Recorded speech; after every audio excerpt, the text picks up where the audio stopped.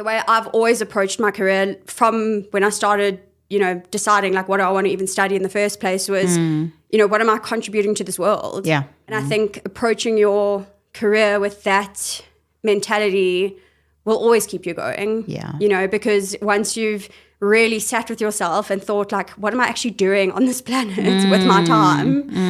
And you're clear on that from the beginning, it's always going to keep you going. Hey guys, welcome back to yet another episode of Suits and Stories. In this episode, I'm super excited. We're going to be speaking to Vivienne Jonker. And I've known Viv for a very long time. And so I'm super excited to hear from her, but also super excited for you to hear a little bit more about her journey, what she's been through, what decisions she's made along her career as well. So super excited to have you here, Viv. Thank you so much. Thank you so much. I feel so honored. I think your platform's just incredible. Like, I know if I was a little first-year law student, this would have helped me so much. So I just think it's amazing, and I feel so honored to be here. No, thank you. I appreciate that you are here. You were actually meant to be in the first season with everyone else, and we couldn't arrange times and that kind of thing. So I'm so happy that we were able to manage time now for you to be part of this season. And I think, guys, like we've said before, the conversation today is really just about lessons that you can learn about your corporate journey, right? It's not about which stream you've taken, whether you're in accounting, law, whatever it is, right? The idea is for you to learn, to understand, and just take kind of advice, right? See it as a mentorship platform for you in whichever sphere you're in whichever journey you're in, right? So excited today to be chatting to Viv. And Viv, before we get into all the questions, I always like to ask a little bit of an icebreaker. And I know this may be up your alley because I know you and travel is like, I always see pictures of you all over the place, right? But if there was one travel destination, right, or memorable kind of travel journey that you'd like to take that you haven't taken as yet, what would that be and why? I really want to go to Portugal. Yeah. That's kind of the next place on my bucket list. Nice. I really want to do like a surfing yoga town kind of experience in Portugal. Surf and yoga. Stay tuned. Look at you. Is it in the plan already, or is it like a bucket list and you'll get to it at some stage? Well, hopefully I'll get to it soon. So soon, okay. It's in the works. Yeah, it's hopefully. In the works. Okay, awesome. So Viv, tell us a little bit, just high level around your career journey thus far, right? And I want you to just highlight a little bit more on a pivotal moment in your career that's really kind of shaped your career development and decisions you've taken in your career. Okay, so I think I'll just start with what I studied because I didn't just do a law degree. Not just, but you know what I mean. So I started my university journey not knowing I wanted to do law. Law was not on the cards at all. In fact, I was like, sure, I don't want to be a lawyer. Watched Suits in school and I was like, that's not for me. Here we are. So I first did a politics, philosophy and economics degree at UCT. From there, I did a LLB at Wits. Yeah.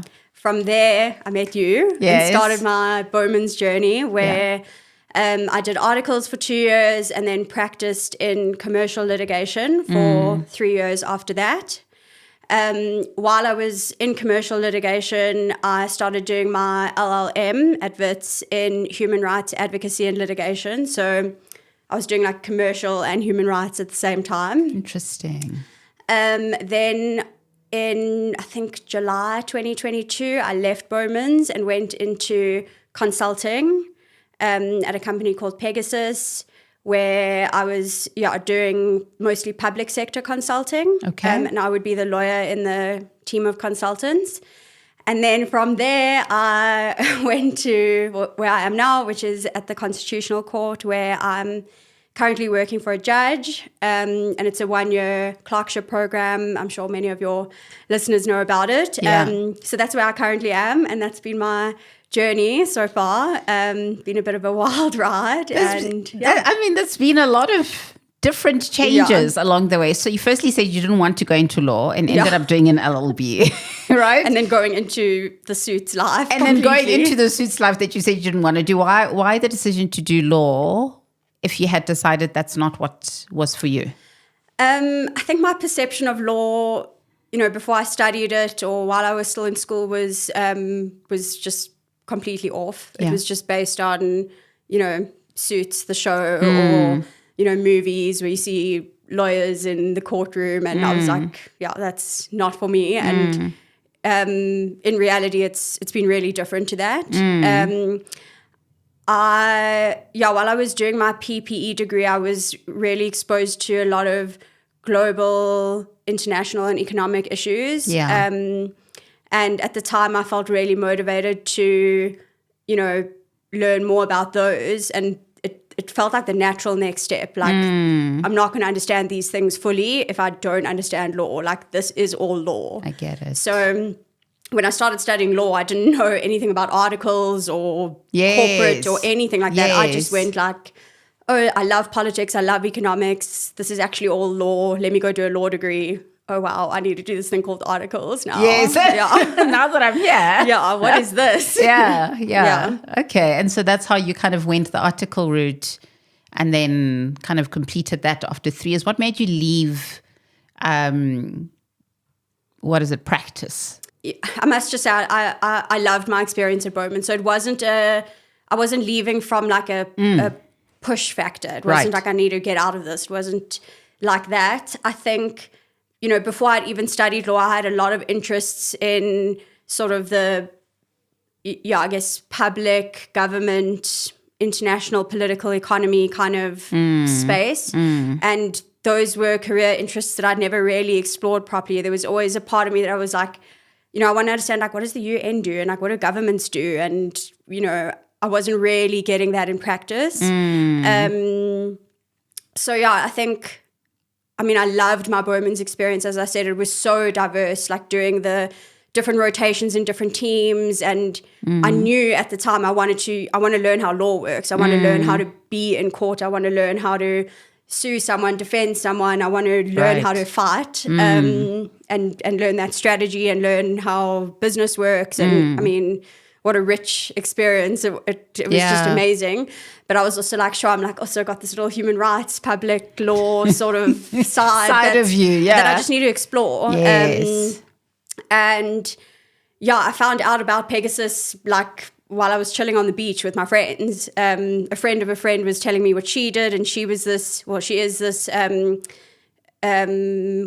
climate economist. Okay. Is her title, and she was kind of explaining the consulting firm that she worked at and what they did, and I was just like, this is amazing. This is so cool. You get to work so closely with governments or with the World Bank or the IMF and do that kind of stuff. And I thought, they must need lawyers, and they did. So it just kind of happened. Went into that. Yeah. No, I love that, because it really does show that even though you've picked a particular career path, it doesn't mean there's no other interests in your life, right? Exactly. And it's so important to always be cognizant of all the other things that make up who you are, that are interests of yours, and almost find ways to navigate your way into doing more of that stuff, right? Yeah, for sure. Yeah, I totally get that. But it was hard because I was so happy. So it was like, sure, I could also just continue learning what I'm learning, and this is amazing as well. So that definitely felt like a big sacrifice at the time. But I do think exploring a lot while you're young is it's just something that you can, because then you can, while you're young, and you've got that a little bit more flexibility.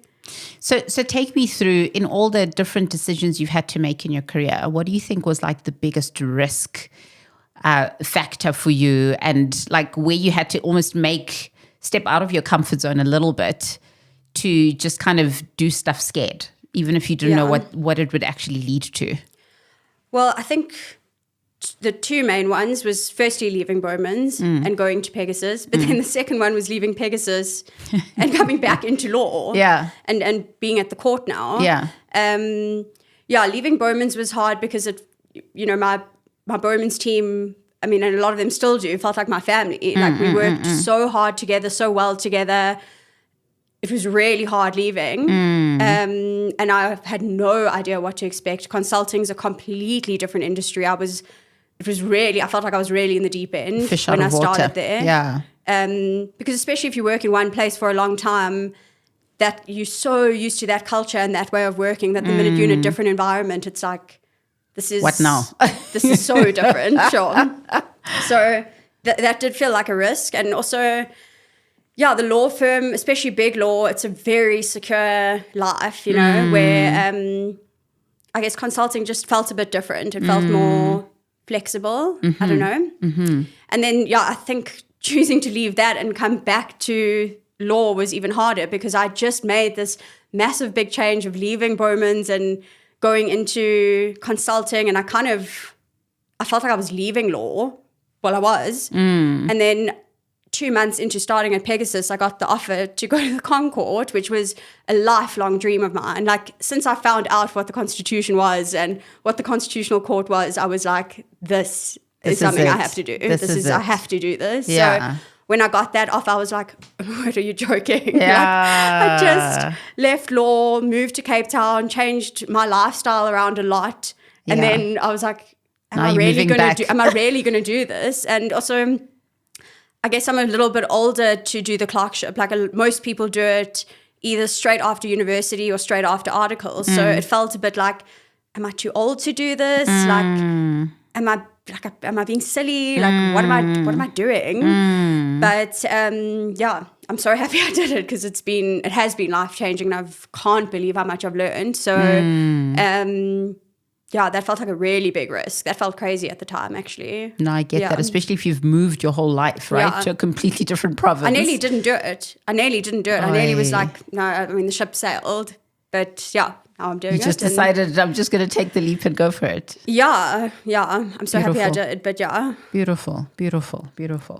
I think one of the key things when you reflect back on your career, right, in all of those different changes. So you kind of being in law, being in consulting, now you're in the constitutional course. So yes, you're still in law, but very different from practice law, right? Yeah. And what do you think for you are some of the core values that have underpinned your corporate journey? Like who is Viv and what's kind of sustained you through all of those changes? Sure, it's a really good question. We could probably do like an hour podcast just on that.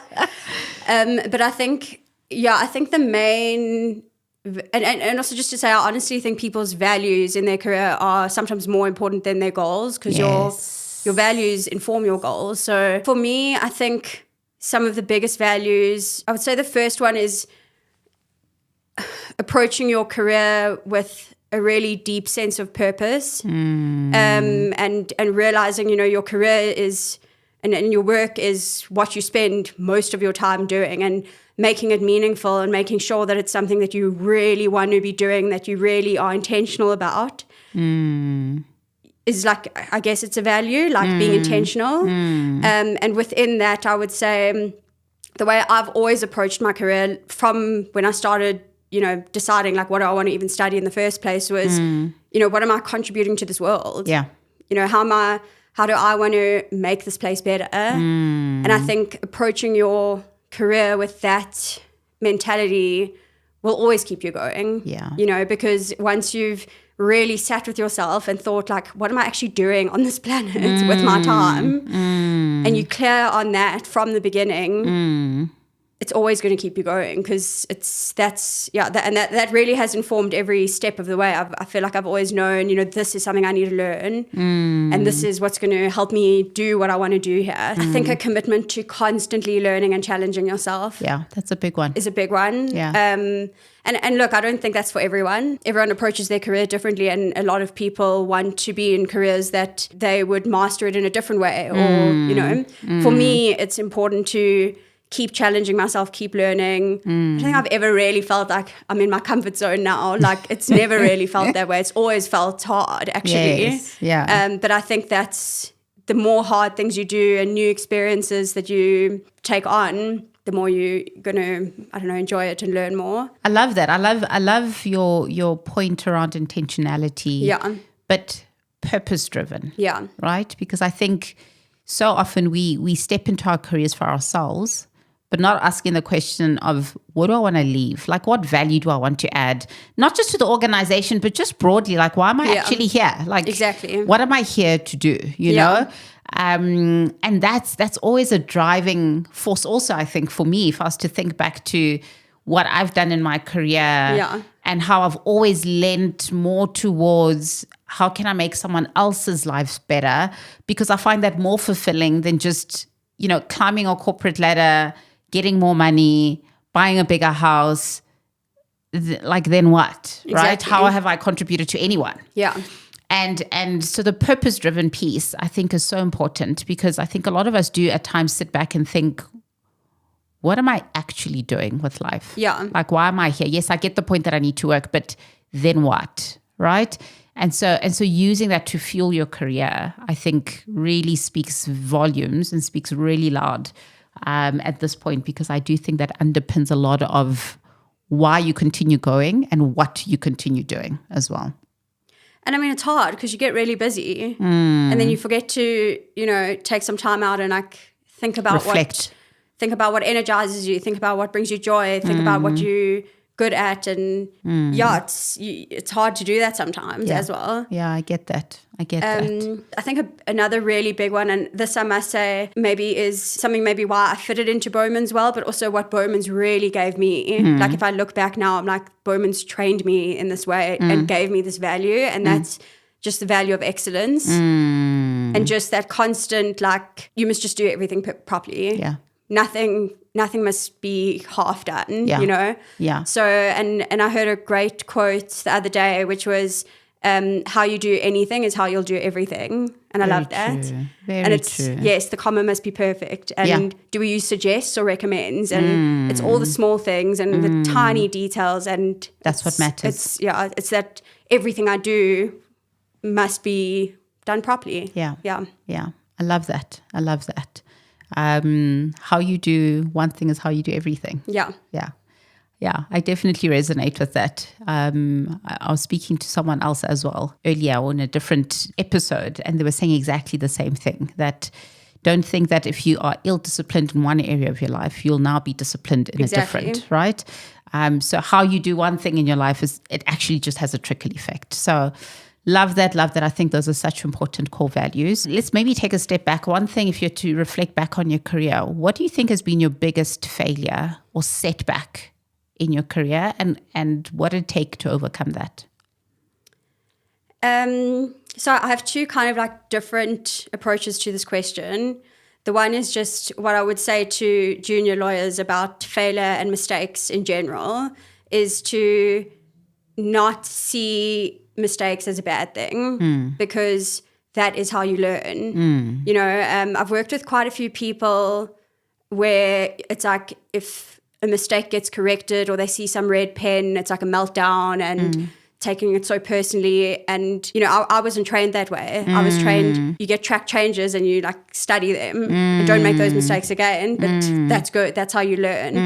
And I think to baby lawyers out there or people starting their corporate journey, I would really say, like, welcome your mistakes and don't beat yourself up about them. Don't make them again. But that's where you're learning. And I think that's an important thing to say. Like, you're going to make mistakes. It's impossible not to. It's part of the learning journey, right? Law is hard. Yeah. It's, it's a very, very, very hard career, and everything you do is hard in it. So you're going to make mistakes along the way, but that is where you learn. So that's that. But in terms of, I guess, like a general setback, I think, and again, it's been a lesson more than anything now, but I got really burnt out. I really overdid it. I think in 2020, I was working in a very, very extreme way that was not balanced and not sustainable at all. And I think that happens to a lot of people. I think we love our work so much. It's also very addictive.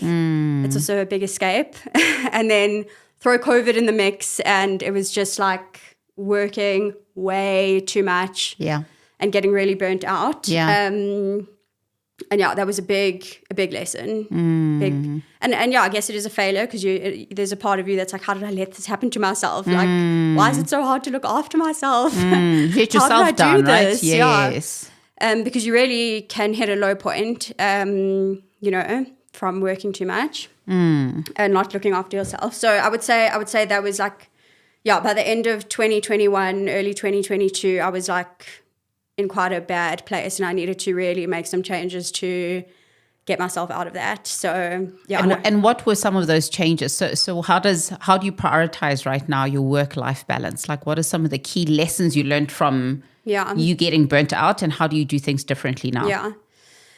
What's actually so funny about it is that at the time, like the team of lawyers I was working with was so amazing, and they were constantly pointing it out to me what I was doing, like, saying to me, you are overdoing it. You're going at 200 kilometers an hour without a break. Like, what are you doing for fun? Like, they were guiding me, and I just was not seeing it. So it almost was like you have to go through that on your own to really learn the lesson, even though you've got more experienced people who've probably been through it as well, who are telling you. Like, I wish I just listened to them more. But at the time, I don't think I knew what they meant, and I actually had to go through it myself. Yeah. But I think for me, now that I'm like out of it and looking back, I got out of it by taking a break.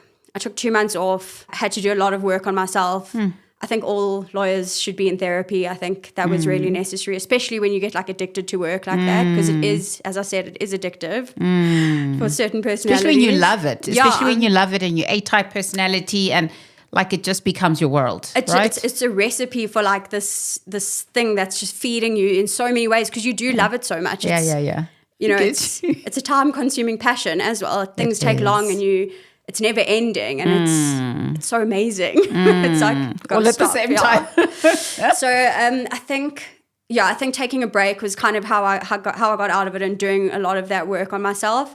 Now being back in law, because the court's the same, it's very obviously very different to that corporate pressure, but it's a very different type of pressure. It's the judges. It's these big constitutional law matters that are all really important and amazing to work on. But, it's another level of pressure. And I think I've been really, really strict with my work times. So like not working before a certain time and stopping at a certain time, and not working at night and on the weekends unless I have to. Yeah. And I know that sounds crazy, and maybe that's not the best advice to give to young law students, because you must work hard. You have to work hard, and you have to, like, I don't ever want to tell someone, like, you must chill. Yeah. But from what I went through, and if someone can relate to that and being on the other side of it, it's like, for me now, I have to say to myself, okay, it's 6 p.m. or whatever time it is, you're done. Yeah. Stop. Setting those boundaries. And it's so hard. It's the same as saying, you've just had one chocolate, you don't need a second one. Like, stop. Yes, it's the same discipline. It's the same thing. I find it as hard to do both of those things.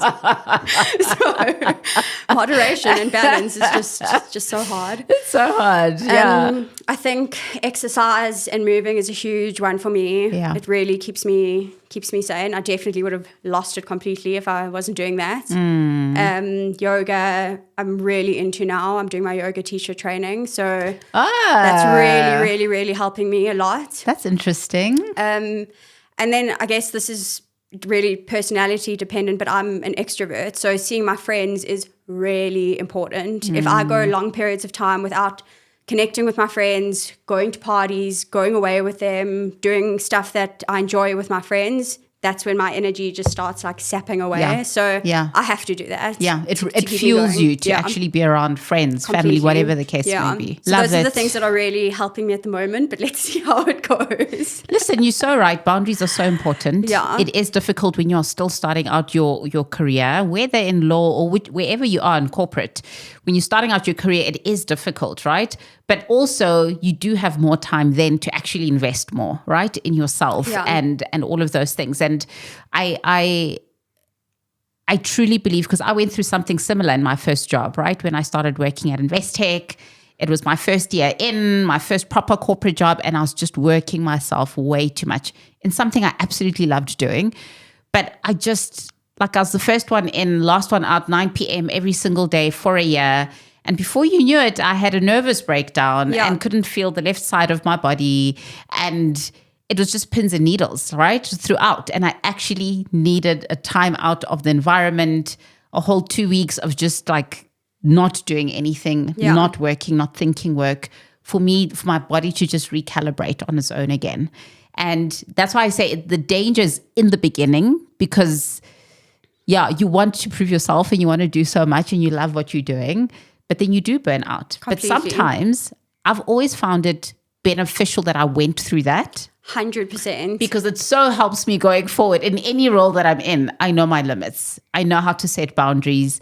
I know how to set healthy boundaries so that it's not making people feel like, oh, Bohlale is just not interested in helping, or Bohlale has too many boundaries and she doesn't work beyond a certain time. No. You do it in a way that's healthy, that you understand, okay, if I've had a hectic week, my weekend is going to be super chilled and I'm going to do more of what I love doing. I'm going to be with my friends a lot more this weekend, because you understand now what fuels you, right?